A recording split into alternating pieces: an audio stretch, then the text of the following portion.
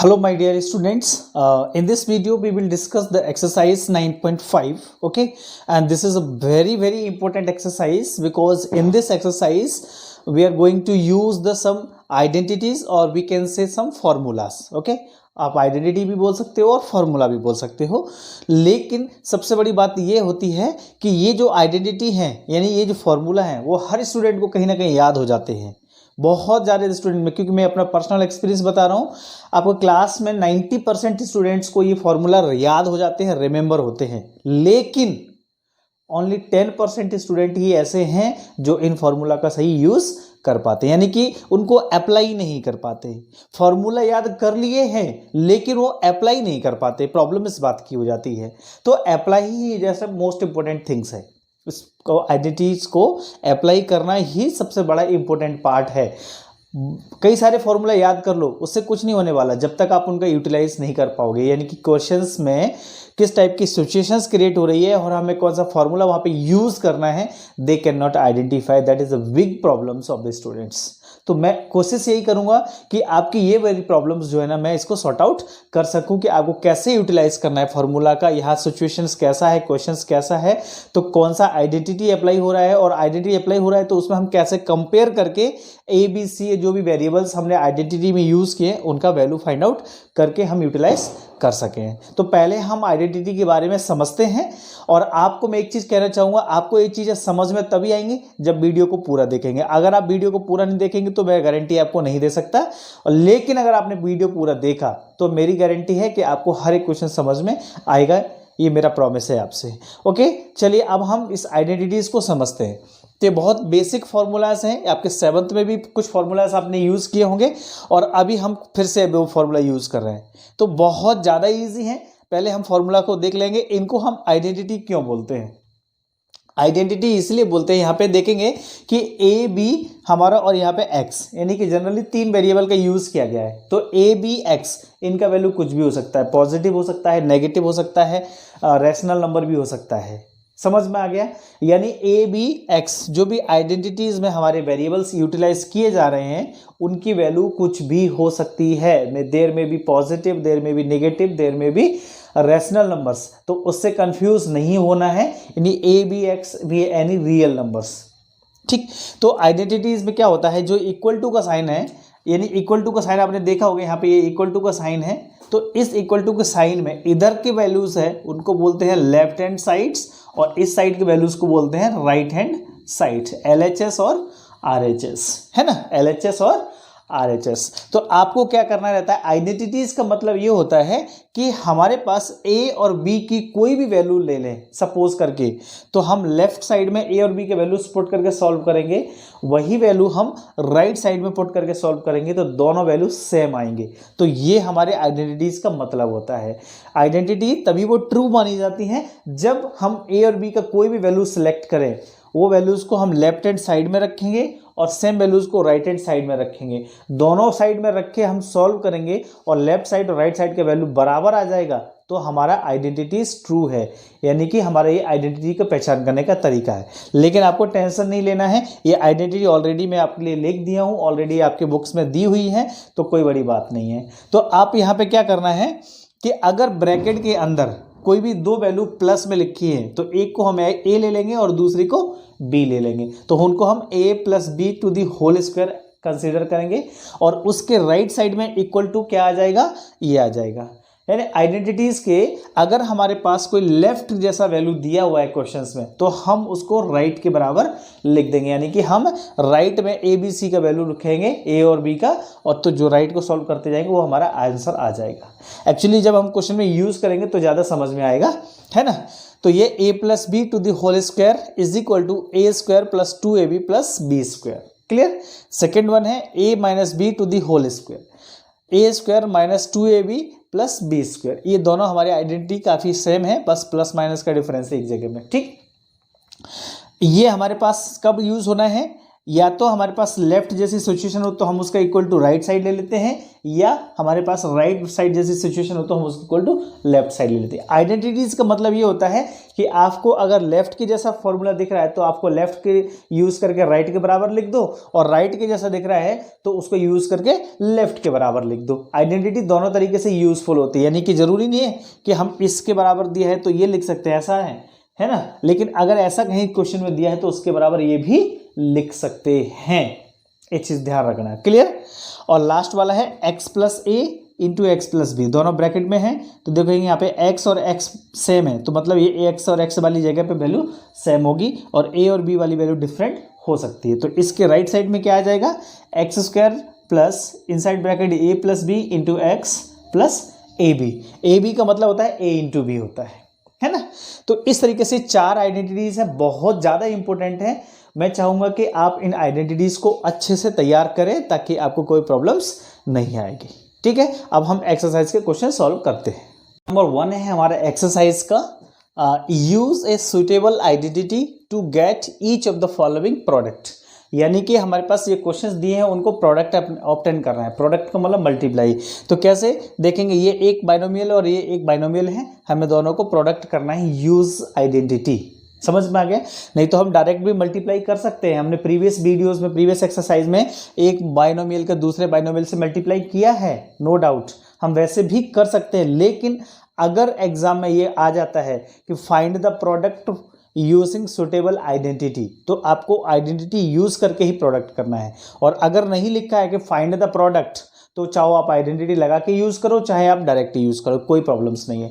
लेकिन अगर क्वेश्चन में क्लियर कर दिया कि use suitable identity find the product, तो आपको आइडेंटिटी लगानी ही पड़ेगी।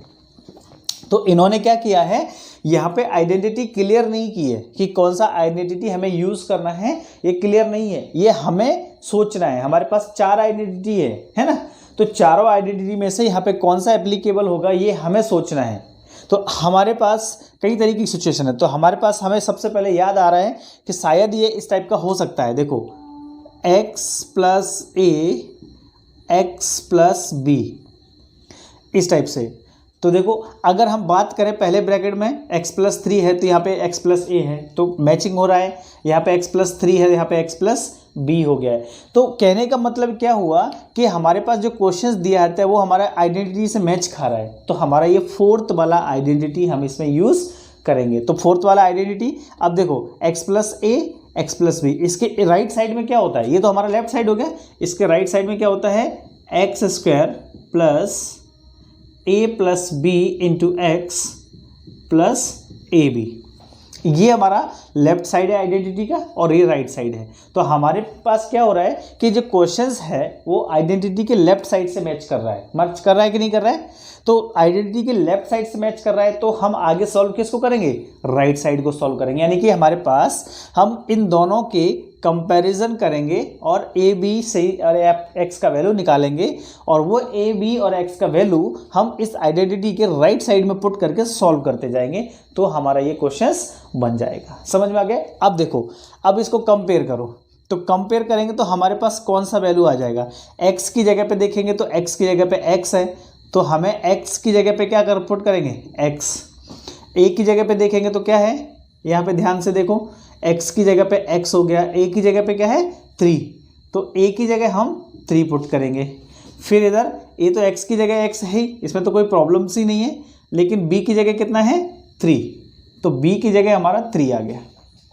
ये थोड़ा सा टफ वर्क है, मतलब टफ वर्क नहीं कह सकते हम इसको, ये हमारा थोड़ा सा कंसेप्चुअल वर्क है। यहाँ पे स्टूडेंट्स बहुत ज़्यादा कंफ्यूज हो जाते हैं, मतलब ये कहाँ से आ गया वैल्यू, x का वैल्यू x कैसे आ गया, a का वैल्यू 3, b का वैल्यू 3 कैसे आ गया, मतलब वो कुछ समझ ही नहीं पाता है। तो यहाँ पे आपको ध्यान देना है। ध्यान क्या देना है कि हमारा जो आइडेंटिटी था उसका लेफ्ट साइड क्वेश्चन के मैच कर गया है ना। तो आइडेंटिटी का जो लेफ्ट साइड है वो क्वेश्चन से जब मैच करा है, तो आइडेंटिटी में जो वेरिएबल्स हमने यूज़ किए हैं उनकी जगह पे क्वेश्चन में कौन सा वैल्यू है वो उस वेरिएबल का वैल्यू मान लेंगे। तो आप देखेंगे x की जगह पे x है तो हमने x की जगह x ले लिया, a की जगह 3 है तो हमने a की जगह 3 ले लिया, b की जगह 3 है तो b की जगह पे भी 3 ले लिया हमने। इस तरीके से x, a और b का वैल्यू फाइंड आउट कर लिया। अब ये जो वैल्यूज़ मिले हैं x और a b का, ये वैल्यूज़ को आइडेंटिटी के राइट साइड में पुट करके सॉल्व करना है। कहाँ पे पुट करना है, राइट साइड में। तो देखेंगे x की जगह पे x है तो स्क्वायर हो गया, कोई दिक्कत ही नहीं है, प्लस a की जगह पे क्या है 3, b की जगह क्या है 3 और x की जगह पे क्या है x, यहाँ पे प्लस a की जगह 3, b की जगह 3। अब ये एक्स स्क्वायर है, कुछ करना नहीं है, प्लस 3 और 3 6 है ना, 6 हो जाएगा ब्रैकेट में, और ये बाहर x है और 3 3 जा 9।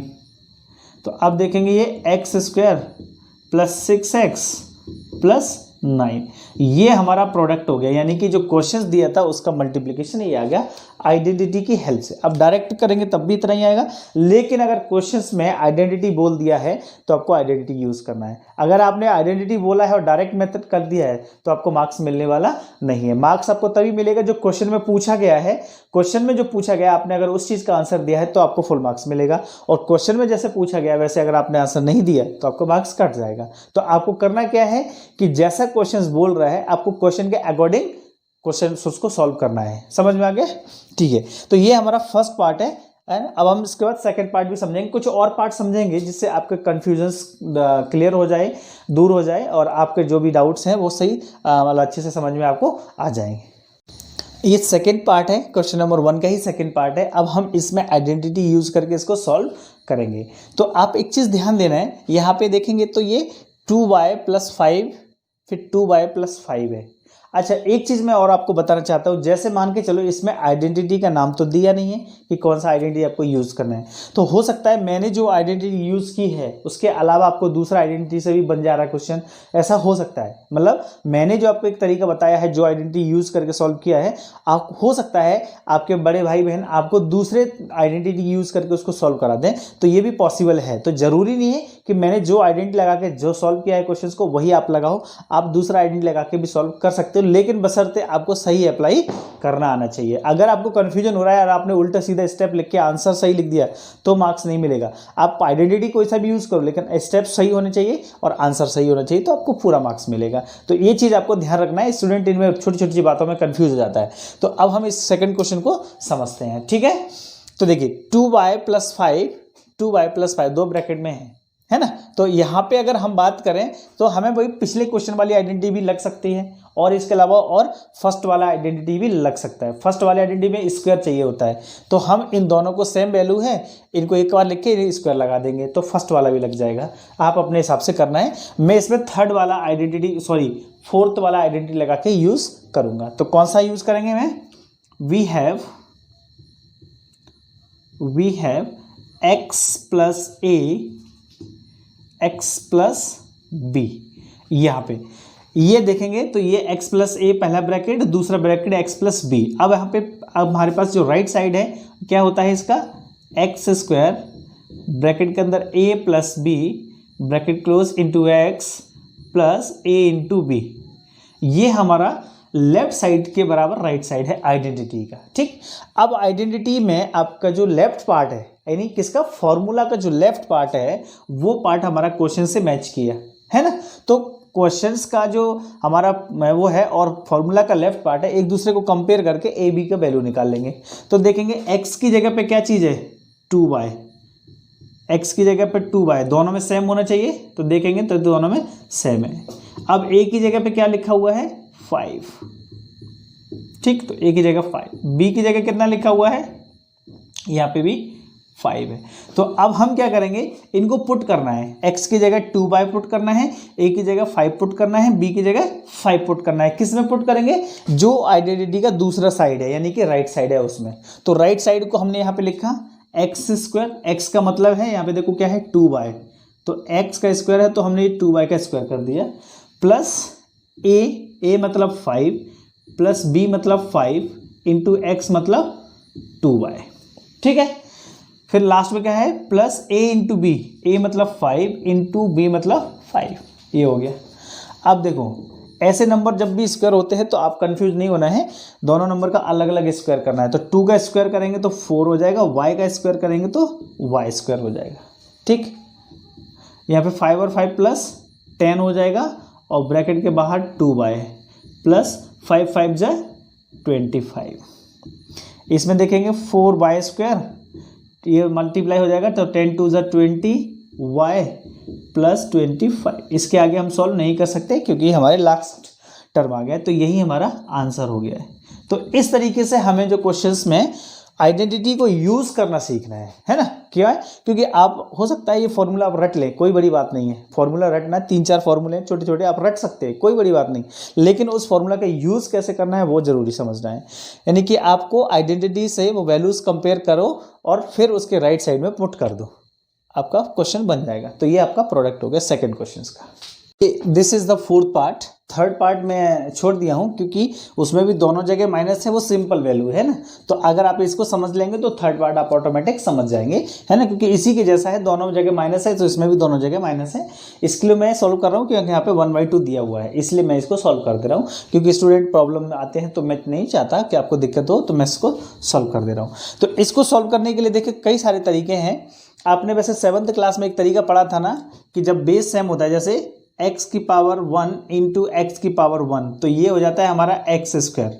यानी कि जब बेस सेम होता है तो पावर 1 + 1 होकर 2 हो जाती है। तो हम यहाँ पे यही चीज़ करते हैं कि ब्रैकेट के अंदर का जो वैल्यू है 3a माइनस 1/2 और 3a माइनस 1/2, तो इसको हमने अगर मान लो कुछ देर के लिए x माना है, तो यहाँ पे ये 1 पावर और यहाँ पे ये 1 पावर, दोनों मिलेंगे तो क्या हो जाएगा 3a माइनस 1/2 का होल स्क्वायर ए। और अच्छा एक चीज़ मैं आपको बताना चाहूँ कि क्वेश्चन नंबर 1 के सारे पार्ट जनरली आप फोर्थ वाली आइडेंटिटी से मिलके बना सकते हैं, कोई बड़ी बात नहीं है, सारे पार्ट्स को आप बोल लगा सकते हो, है ना। लेकिन अगर आपको डिफरेंट आइडेंटिटी लगाना है तो डिफरेंट भी लगा सकते हैं। मैं इसमें क्या कर रहा हूँ, डिफरेंट वाला यूज़ कर रहा हूँ, है ना, यानी सेकंड आइडेंटिटी यूज़ कर रहा हूँ। क्योंकि अब देखो हमारा ये सेकंड आइडेंटिटी के जैसा बन गया है। सेकंड आइडेंटिटी क्या होती है, a minus b to the whole square. तो देखो a minus b to the whole square यहाँ पे भी है, होल स्क्वायर यहाँ पे भी है।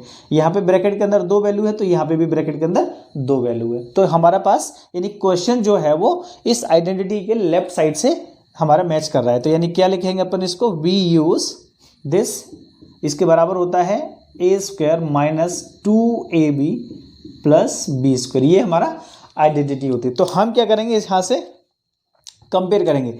तो a की जगह क्या निकला 3a और b की जगह क्या निकला 1/2, माइनस माइनस तो दोनों में है इसलिए, तो क्या हो जाएगा हियर a का वैल्यू हम क्या लिखेंगे 3a, b का वैल्यू हम क्या लिखेंगे 1/2। किस में रखेंगे ये, एक a की जगह 3a और b की जगह 1/2 कहाँ रखेंगे, इस आइडेंटिटी के राइट साइड में, है ना। हम यही तो करते हैं, अगर लेफ्ट साइड मैच कर रहा है तो राइट साइड में वैल्यू पुट करना है और राइट साइड मैच कर रहा है तो लेफ्ट साइड में वैल्यू पुट करना है, ठीक है। तो अब यहाँ पे देखेंगे a का मतलब कितना है 3a, तो a स्क्वायर है तो हमने ये 3a का स्क्वायर कर दिया, माइनस 2a का मतलब 3a, b का मतलब 1/2 प्लस b स्क्वायर मतलब 1/2 का स्क्वायर। तो यहाँ पे देखेंगे इस तरीके से हम कैंसिल कर सकते हैं ये, और यहाँ पे देखो 3 का स्क्वायर 9a का स्क्वायर a स्क्वायर, तो 9a स्क्वायर माइनस यहाँ पे क्या बचा 3a, लास्ट में 1 का स्क्वायर 1 और 2 का स्क्वायर 4। तो इसके आगे अब सॉल्व नहीं होगा, तो यही स्टेप हमारा क्या हो जाएगा, आंसर हो जाएगा, है ना। तो ये काफ़ी इजी क्वेश्चंस है, आराम से बन सकते हैं। आप अगर थोड़ा सा ध्यान देंगे क्वेश्चंस में तो आप आसानी से इसको बना लेंगे, ठीक है। अब हम नेक्स्ट क्वेश्चन की तरफ मूव करते हैं। तो यहाँ पे भी देखेंगे हम कौन सा आइडेंटिटी लगा रहे हैं। तो मेरे को तो समझ में आ गया है क्वेश्चन देखने से ही, है ना। क्यों, क्योंकि ये a minus b a plus b, यानी कि थर्ड वाला आइडेंटिटी हमें लग रहा है। तो थर्ड वाला कौन सा लग रहा है, we use a minus b और a प्लस बी। इसमें कैसे पता चलेगा, देखो ए बी और ए बी दोनों में वैल्यू सेम है, लेकिन यहाँ पे माइनस है और एक में प्लस है, एक ब्रैकेट में प्लस साइन है और एक ब्रैकेट में माइनस साइन है। तो यहाँ पे भी देखेंगे वैल्यू 1.1 m और 0.4, 1.1 m 0.4 वैल्यू सेम है दोनों में, और यहाँ माइनस है यहाँ पे प्लस है, तो यही इस टाइप का मैच कर गया। और ये आइडेंटिटी होता है हमारा a square minus b square. तो अब आप कंपेयर करो a की वैल्यू क्या है, तो a की जगह क्या है, a की जगह पे हमारे पास है 1.1 m, b की जगह पे क्या आ गया, b की जगह आ जाएगा 0.4। इस तरीके से हमने कंपेयर कर लिया आइडेंटिटी को, ठीक है। अब कंपेयर करने के बाद ए और बी का वैल्यू जो आइडेंटिटी का राइट साइड है उसमें हमें पुट करना है। तो राइट साइड क्या है, ए स्क्वायर मतलब होता है 1.1 m का whole square minus b square, b का मतलब है 0.4 का होल स्क्वायर। अब यहाँ पे अलग अलग स्क्वायर कराएंगे, तो ये 1.1 का जब स्क्वायर करोगे यानी कि आप मल्टीप्लाई उतनी बार करोगे तो ये 1.21 आ जाएगा, है ना। और m का स्क्वायर करोगे तो m स्क्वायर माइनस 0.4 का स्क्वायर करोगे तो 16 आएगा, और ये 0.2 डिजिट के बाद लगेगा तो 0.16। इसके आगे सॉल्व नहीं होगा, तो यही स्टेप हमारा आंसर हो जाएगा। वैसे है बहुत इजी आइडेंटिटी को अप्लाई करना। मैं मैक्सिमम क्वेश्चन कराने की कोशिश करूंगा ताकि आप आइडेंटिटी को अच्छे से पहचान लें, अच्छे से समझ लें, ठीक है। This is the 6th part of the question number 1, okay, and the 7th part है। तो हम मैक्सिमम क्वेश्चंस कोशिश करेंगे सॉल्व करने की, ताकि आपके ऊपर ज़्यादा बर्डन ना पड़े, है ना। क्योंकि आपके ऊपर अगर ज़्यादा बर्डन पड़ जाएगा तो आपको दिक्कत हो सकती है। तो मैं कोशिश यही कर रहा हूँ कि ज़्यादा से ज़्यादा क्वेश्चन सॉल्व कर सकूँ, ठीक है। तो यहाँ पे अब हम देखेंगे इसमें कौन सा आइडेंटिटी लगेगा। तो अगर इसमें हम देखेंगे तो ये a प्लस बी या ए स्क्वायर बी स्क्वायर, तो ऐसा प्लस के अंदर ऐसा कोई आइडेंटिटी होता नहीं है हमारा, है ना। लेकिन अगर हम इसको थोड़ा सा मॉडिफाई कर दे तो हम कुछ हद तक आइडेंटिटी को अप्लाई करने में कामयाब हो सकते हैं। तो देखो मैं क्या कर रहा हूँ, इन वैल्यूज़ को इंटरचेंज कर रहा हूँ। इसकी वैल्यू को इंटरचेंज यानी कि बी स्क्वायर प्लस ए स्क्वायर किया। ये कम्यूटेटिव लॉ भी है, अब आप याद है आपको कि नहीं याद है, ए प्लस बी को हम बी प्लस ए लिख सकते हैं, कोई फर्क नहीं पड़ता है। तो हमने क्या किया, ए स्क्वायर प्लस बी स्क्वायर को बी स्क्वायर प्लस ए स्क्वायर लिख दिया है, ठीक। यहाँ पे भी हम वही करेंगे, तो बी स्क्वायर आगे आ जाएगा और ए स्क्वायर पीछे चल देगा। अब यहाँ पे देखेंगे तो कुछ आइडेंटिटी बन रहा है, क्योंकि देखो दोनों वैल्यू सेम है, ये बी स्क्वायर है, यहाँ पे भी बी स्क्वायर, यहाँ ए स्क्वायर है तो यहाँ पे भी स्क्वायर, यहाँ प्लस साइन है यहाँ माइनस साइन है, तो कुछ आइडेंटिटी हमारा बन सकता है। कौन सा बन सकता है, चलो चेक करते हैं। तो यहाँ पे ये a प्लस बी और a माइनस बी जैसा आइडेंटिटी बन रहा है। तो देखो हम क्या करेंगे, ये पूरा ये बी स्क्वायर है, इसको हमने a माना है, और इस a स्क्वायर को हमने b माना है। तो हमारा a प्लस बी और a माइनस बी का आइडेंटिटी बन रहा है। इसका फॉर्मूला होता है a square minus b square. तो इस तरीके से हमने ये आइडेंटिटी यूज़ की। तो अब आइडेंटिटी हमने लिख लिया कि हम ये वाला यूज़ करेंगे, तो कंपेयर कैसे करेंगे, है ना। तो यहाँ पे आप ध्यान देंगे, ये क्वेश्चन में थोड़ा सा शायद आपको कन्फ्यूजन हो सकता है, इसीलिए मैं आपको बोल रहा हूँ ध्यान दें अच्छे से, है ना। तो यहाँ पे जो पूरा ये बी स्क्वायर है उस पूरे को हमने क्या ले लिया है, a। तो a का वैल्यू क्या हो गया, यहाँ पे a की जगह पे आपका आ जाएगा बी स्क्वायर, ठीक।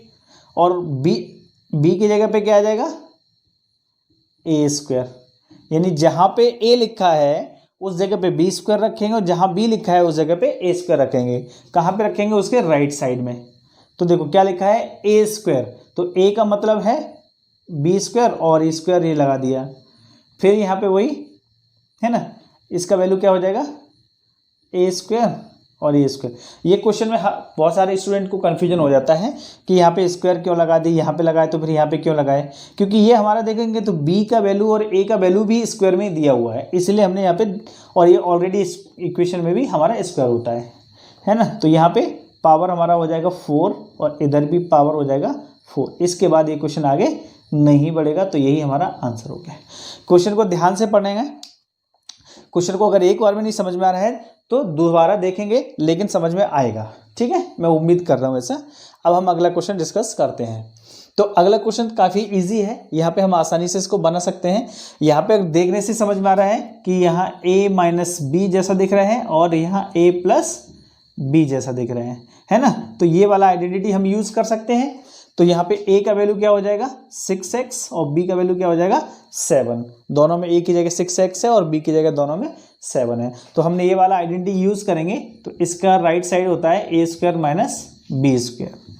तो कंपेयर करा तो a का वैल्यू निकला 6x, b का वैल्यू निकला 7।